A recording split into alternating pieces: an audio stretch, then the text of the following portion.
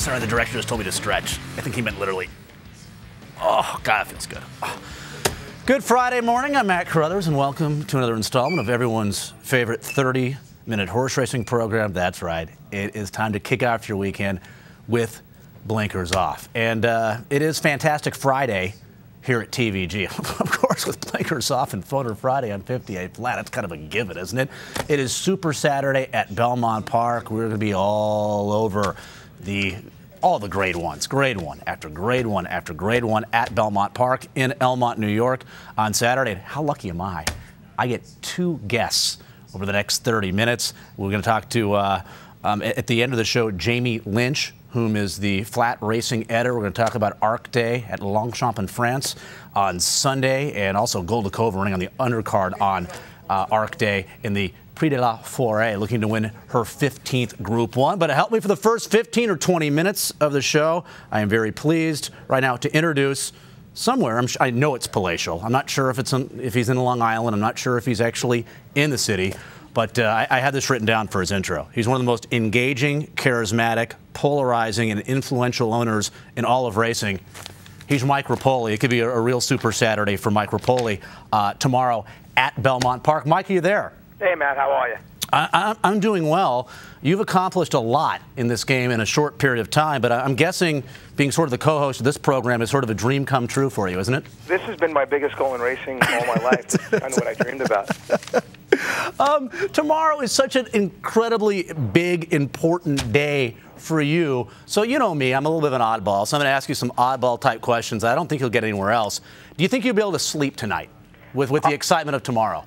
Nah, no chance. I mean, it's 29 hours to Uncle Mo and 30 hours to stay thirsty, and next time I fall asleep will be sometime Sunday early morning, hopefully. Okay, and if they both win tomorrow, will you go to bed tomorrow night? Probably, if they both win, probably won't get to bed till Monday. If one wins, I'll get to bed tomorrow night, Sunday night. Obviously, you've accomplished a lot in a short period of time. You've been real successful your whole life, whether it's vitamin water or Pirate's Booty. Do you recommend eating the Pirate's Booty and drinking vitamin water simultaneously? Yes, I think it's a perfect beverage to go with the perfect snack. So yes, I definitely agree. And watch a Repole stable horse at the same time. Okay, we'll get a little bit more serious here in a moment. But I do want to know this. Obviously, you have a lot of money now, but you've been going to the track for a long time. What was your biggest score as a horse player? That's what you are, essentially, pre-being really rich. Like when you were just an average guy at the racetrack, what was the biggest score that you can remember? You know, probably when I was like 15 or 16, hitting like a $3,000 triple. Which really? Felt like 15 or 16? Yeah, probably a dollar triple straight, and that paid $6,000 and stuff like that. So yeah, I mean that was probably the biggest score, and probably after the next day I probably lost the $3,000 anyway. But it felt good for about 24 hours. Well, you were hot. You had to go after it the next day. You got to strike the iron while you're hot. So yeah. That's completely understandable. So that was the biggest gambling day you had when you were younger. Obviously, you're still young. We're roughly the same age, I believe. But your biggest accomplishment so far, obviously, in the racetrack, was Uncle Mo at Churchill Downs, 2010, with a dominant performance in the Breeders' Cup Juvenile. And I have said, Michael, I'm quoted on the record, that this performance, it rivals a Rossi as the best performance we've ever seen in the Breeders' Cup Juvenile. Obviously, you're a little biased when it comes to it, but you thought he was going to win this race. Did you have any idea that he was going to win in this manner, in this kind of time? You know, he was the first time he was going 2 turns, so you really don't know. You knew he was special. You know, he won his maiden by 14.5 lengths. He won the Champagne 134 by 5 lengths. Boys of Tuscanova, I mean, is a really, really nice horse last year, and but you felt really, really confident. And you know, he won it by 4.5. But if you take Boys of Tuscanova out there, I think there was 10 lengths behind the other horses, and actually one of those horses happened to be Stay Thirsty. He was 15 lengths behind both these horses. So, you know, you knew he was special, and you know, everything worked out for Uncle Mo in last year, and unfortunately, it's been the total opposite this year. But you know, that's part of the game. I mean, there's ups, there's downs, you know, highs, lows. I mean, when you get into this game, you have to be prepared for that. And I think the one good thing about me, even though I'm very aggressive and very competitive, is I understand that this is not an easy game. And yes, I have had tremendous success, but it's also a lot of luck, a lot of having a great team, from Todd Pletcher to my racing manager Jim Martin to the guys who pick out my horses and break my horses and Todd's staff. So, and they get the most out of the horses. A dear old friend of mine does some work for you, right? I'm good friends with Jeremy Rosen. His dad, Ed Rosen, helps you out a little bit, right? That's what you were telling me on the phone on Monday. Yeah, Ed Rosen's my pedigree guy. I mean, nothing gets by him as far as pedigree, because sometimes you'll love a horse conformation-wise, but he doesn't have the pedigree to back it up, and Ed will kind of either steer us more into the horse or away from the horse. All right, let me count how many horses you have running at Belmont tomorrow. 1, 2, 3, 4. You have 7 runners going. You have 4 and 3 of the grade 1s. Carothers and Cax Electronica, part of an entry in the Vosburgh. I guess we'll get back to Uncle Mo in a moment, because I want to talk about, obviously the ambitious plan going forward for the Breeders' Cup Classic off of a 7-furlong race in the King's Bishop, obviously 1 turn at Saratoga and then a 1-turn situation tomorrow at Belmont in the Kelso. But stay thirsty. Just to play devil's advocate, Mike, that's what I do from time to time. Absolutely. What would you say to the people that, well, he's a real good race horse, but he's a specialist at Saratoga. He's going to come down to earth a little bit at Belmont. He's won at Aqueduct. He's had 2 seconds at Belmont. One was his first race as a maiden at 5 furlongs, and then he was second in the Belmont Stakes. Obviously he runs better in New York between Aqueduct, Belmont, and Saratoga. I mean, he's never been worse than second on the New York tracks, but it's not like the New York tracks are all the same. You got the Aqueduct inner track, the Belmont track, and Saratoga track. So, they just happen to be in the same state, but they're 3 different surfaces. This is a surface where, like I said, he had his maiden second, and I thought he ran a great Belmont stake.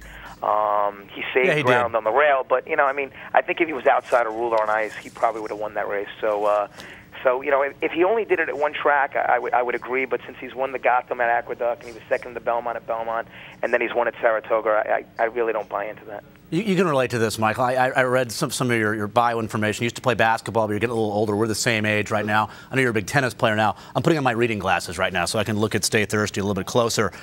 He's a horse who doesn't usually train that quickly in the morning, but he worked 47 flat just the other day at Belmont Park. Talk about that work quickly. He was 3 for 79. Uncle Mo happened to be 1 for 79, and we did have Javier on him, and he was by himself, and we trained on the training track, and this is where Todd Pletcher's so good. He just didn't feel comfortable on the main track. Okay. And Javier said that he was kind of looking around and wasn't focused, so he gave him a little tap on the shoulder, and all of a sudden he just got focused. In that last quarter of a mile, he had a tremendous gallop out. We're very fortunate, man. I mean, obviously, horses like Tisway get sick the week before, and what happened with Uncle Mo in the Derby. But right now, both these horses are going into this race as good as they can in excellent condition. Doesn't mean they have to win, but you know what? This is the first part. Getting them to the races is step 1. Then when they open up the gate, then it's a totally different game again. You're all about winning, and in the Vosburgh, you have a couple of horses. An entry with you and Todd Pletcher. It's 10-1 morning line. Realistically, Calabrachoa, Cax Electronica, can they beat horses like Euro Ears? Can they beat your Breeders' Cup Sprint winner from 2010, Big Drama? Can they beat Trap Shot? Because this race came up real salty. Well, I will say this: I won't be betting on them, but I do think that in a race like this is by far the best race on the card and the best betting race on the card. I agree. It is wide open. There is so much speed with Euro Ears, Giant Ryan, Big Drama. Trap Shot, will benefit. I think he'll probably be the winner and close. But in a race like this, Euro Ears could get away though. He might be faster than everybody else in this field. Big Drama is so fast, and so's Giant Ryan. He has no choice, Euro Ears, because he's inside, so he's got no choice. He has to go where the other horses can sit back. But I do think that it's just going to wind up being one of these 21-43, and honestly, I picked Trap Shot, but I think A Priority is going to be coming. And Calabrachoa and Keisha, this is a race where don't be surprised if tomorrow's a great day of racing. Yeah. It's going to be very hard to beat anything under 2-1. What about the weather? Is that a concern for you with your horses tomorrow at Belmont Park? There's a chance of thunderstorms tonight, and then tomorrow there's some possible showers. But yeah. Right now there's possible showers, and I'm looking out my window. It's beautiful, sunny. So who really knows? And most connections are pretty much forced to run, right? You need that race right now, 5 weeks out of the Breeders' Cup. You kind of have to go. Everybody's running tomorrow. I mean, everybody's going to run tomorrow. But as far as my horses, Stay Thirsty was second in the Belmont on a rainy day. Yeah. Mo's worked in the mud, worked very well. He's bred We definitely can handle it. But I mean, you know, on a special day like this, Super Saturday, you want to drive fast track. That's what you want. All right, Kelso, Uncle Mo, obviously you like his chances. Let's just say everything goes according to plan tomorrow. Stay Thirsty wins the Jockey Club Gold Cup. Uncle Mo wins the Kelso handicap. Whom should be favored in the Breeders' Cup Classic? They both go to the Breeders' Cup Classic. I'm not saying who do you like in that race. Who do you think has the best chance? Whom deserves to be favored? Stay Thirsty, right? If he wins the Jockey Club Gold Cup after what he's done this year, or not? You know, I think it depends on how they win. I mean, yeah, okay. I mean, if Mo wins by 7 lengths and Thirsty wins by a nose, I'm going to tell you Uncle Mo. If Uncle Mo wins by a length and horses are closing on him and Stay Thirsty just pulls away and wins by 4.5, I mean, I think right now, if we just get by tomorrow, I mean, you know, I am so fortunate and so lucky. I mean, I wouldn't trade places with anybody right now. Yeah, we're talking Kelso right now. Uncle Mo installs your 4-5 morning line favorite Grade 2 event, and you know, it looks like on paper, well, Jackson Ben second choice at 5-2. And how tough of a decision was this to run in the Kelso tomorrow? Because I know you guys really thought long and hard about the Pennsylvania Derby at Parks Racing last Saturday, a race that to honor and serve won. Was this a tough call? You know, at the end of the day, we wanted to do what was best for Uncle Mo and his future, and we thought that, you know, we know that he's won on Belmont, and extra, you know, he ran his heart out in the King's Bishop and lost by a nose, and that extra week we thought the spacing was good. 5 weeks after the King's Bishop and 5 weeks before the Breeders' Cup, running him on his surface, on a surface we know we like. Philadelphia is a little bit of a tricky surface. Either horses love it or they hate it, and we just thought that this was, you know, one was for $1 million versus 3-year-olds, and tomorrow's for $200,000 versus older horses. I mean, the easier spot was the Pennsylvania Derby and more money, but I think for what was best for Uncle Mo, keeping him at home at Belmont and getting him ready for the Breeders' Cup, this was our best strategy. Is he going to take it to that field right out of the gate? Because obviously in the King's Bishop at 7 furlongs, the fractions were very quick. Now he gets a mile, you know, less horses to deal with. He's going to be more prominent early, isn't he? Yeah, there's no doubt. There's 2 horses. I mean, Jerseytown, unfortunately, you don't going 1 mile. You don't want the rail. I don't know if he's going to force to go. In a perfect scenario, I'd love to see Jerseytown go from the rail and Uncle Mo just sit alongside him. In a perfect scenario, in another scenario, Uncle Mo just gets to the lead and nobody wants to go with him, and he just goes wire to wire. And probably my worst case scenario is him and the number 4 horse. Gold Digger's Boy goes out and they flee across the track and they set it up for a Shanghai and Jackson Ben. That would be my worst case scenario. So. Johnny's an Eclipse Award-winning rider. You just tell him to play the break, and if Jerseytown wants to lead from the rail, give it to him. And if Gold Digger's Boy is going to press you, just decide, to call the audible. Do what you think you're going to do. But if you ask me what I'm guessing, I think we're going to be on the lead. I think that we're just too fast, and I think we're going to find ourselves in front. All right, a couple of loquacious guys like the two of us. We're up against the clock a little bit right now, so we got to kind of skedaddle a bit. You're going to help us handicap some other races, even the races in which you don't have runners in. Our spotlight race for Saturday is the Flower Bowl, obviously a Grade 1 as well. Stays the lead at 6-5 on the morning line. Michael, and she should be, right? I mean, she looked great in the Beverly D. I think she wins this race. She was favored over Boys United Nations. I like the chalk in this race. Who do you like in the Flower Bowl? I took Deluxe here. Bill Mott, second start. I mean, Eddie Castor's a great jockey. Jared Velasquez is aboard. Got the rail, got the inside. Only the second start of the year. I think it's going to move up and save some ground, and I see this as a semi-upset. Okay, so you like Deluxe, second start off a 10-month layoff for Bill Mott. I think it's all about the chalk, who actually might get a perfect trip as well. Stacy Alita sitting behind the 2-horse Dynasloo. 6-5. I think she'll be 3-5, 4-5 come post time. Not sure what the turf conditions will be like at Belmont Park. I don't know if it's going to be firm, soft, yielding. 1.5 the distance of the Joe Hirsch Turf Classic Invitational Race 6 at Belmont Park. And Kate Blanco, he's looked really, really good in his last 2 starts, Mike. And if the turf course comes up a little funky, no problem for this horse. He looked great winning the Arlington Million over a yielding turf course. Yeah, this is a race where I went with the chalk here. Kate Blanco, I just think his last couple of races, he just looks too tough, too good. Again, it's a 2-horse race. Kate Blanco, Winchester. I like his post, Kate Blanco. I like him over Winchester. Yeah, I ended up with Winchester in this race. I thought he was huge in the Sword Dancers. We're looking at the Arlington Million right now with Kate Blanco winning for fun with Jamie Spencer. But Winchester was far back. Rise Attorney, who's a quality racehorse, got an easy lead, and Winchester still got him late.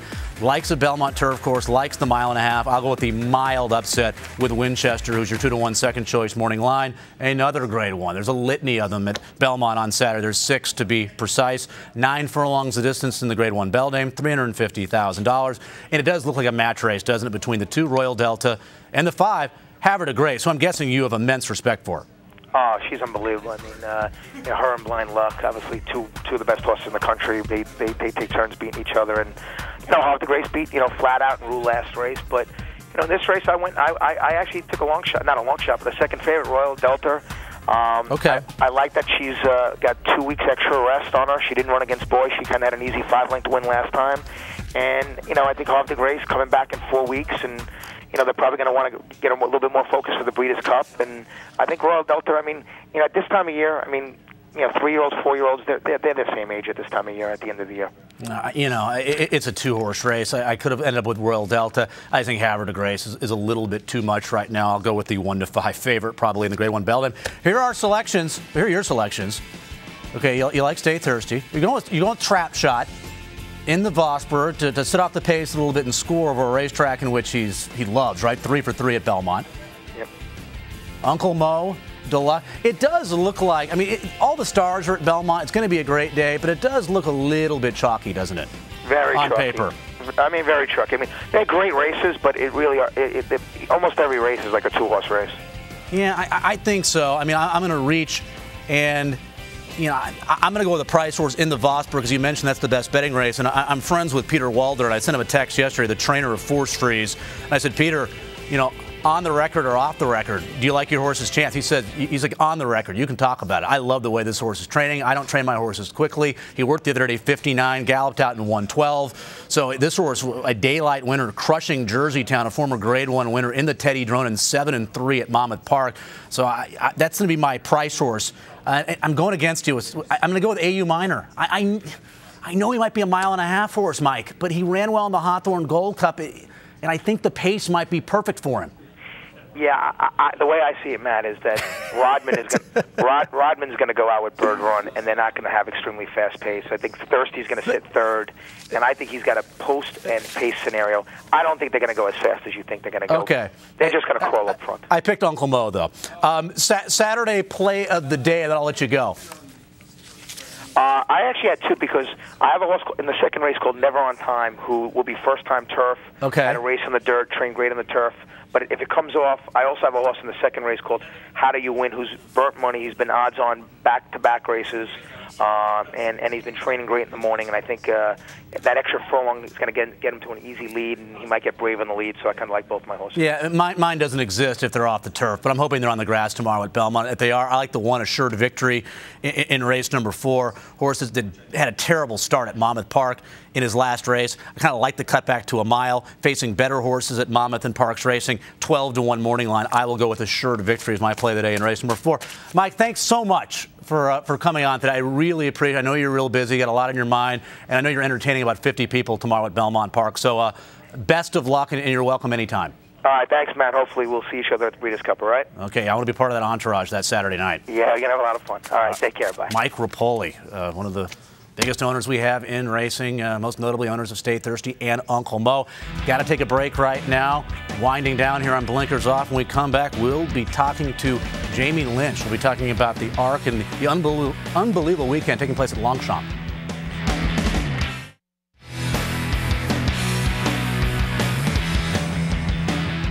Not only is it Super Saturday at Belmont Park, it's Super Sunday over in France, at Longchamp in Paris, and the Arc de Triomphe, 4 million euros, that's 5.4 million in American currency on the line. And, again, not my area of expertise, but we're going to have live coverage in this event as well. But from what I've been reading, it looks to be maybe, the most depth to any Arc field that we've seen in a while. And sign up for an account. Get busy this weekend. TVG.com, 1-888-PLAY-TVG. And you have the horse who won the race last year in Workforce, whom hopefully we'll see in this race. I think they're expecting some soft ground, and we know what happened to Breeders' Cup Turf last year at Churchill Downs. Workforce not going, Michael Stout not liking the condition. And right now, to help us out here to conclude Blinkers Off, right now is Jamie Lynch on the line right now, Flat Racing editor. Jamie, how are you?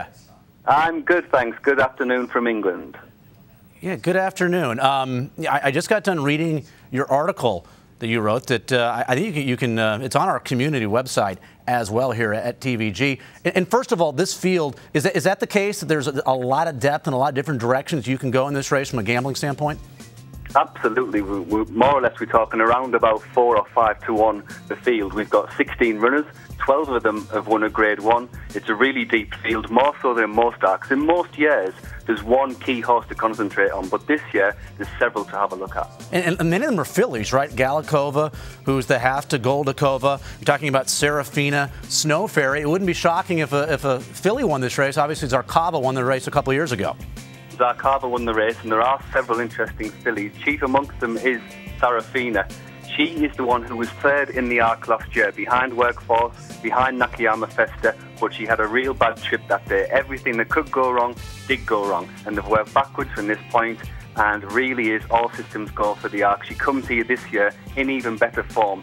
If you look at the Timeform ratings, yes, she's got 4 or 5 pounds to find with So You Think, with Workforce, but the feeling is that on this day, this filly is going to pull out something extra.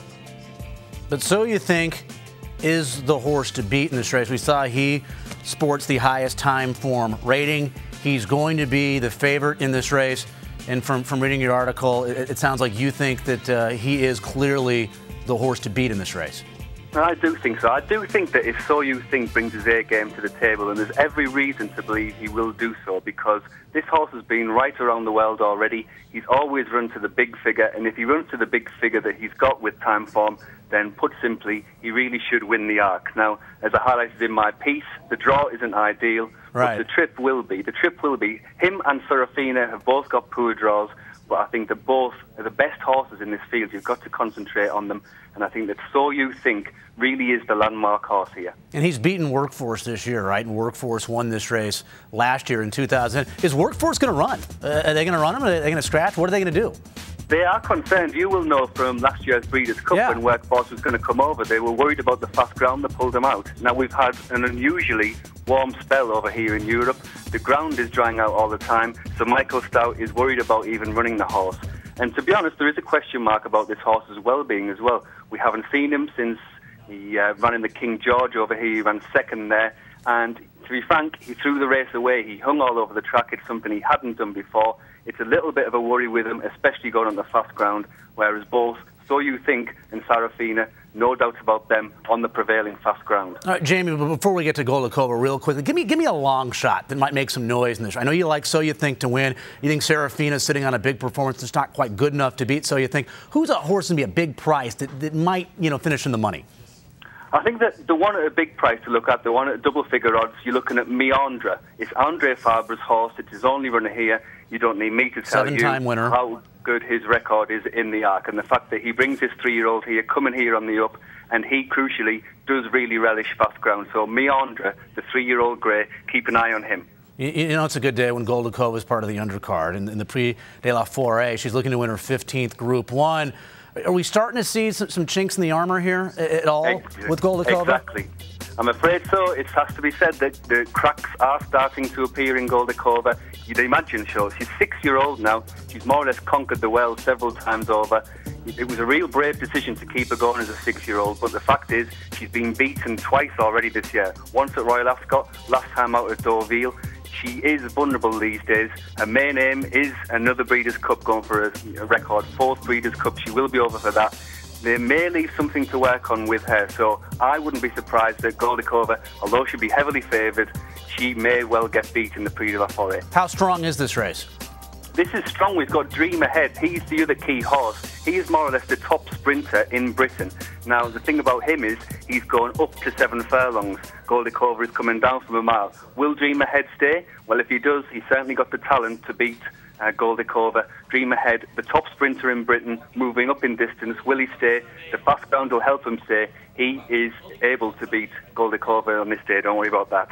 Jamie Lynch, thank you so much for joining us, Flat Racing editor. Have a great weekend. Thanks so much for coming on. Thanks for your time.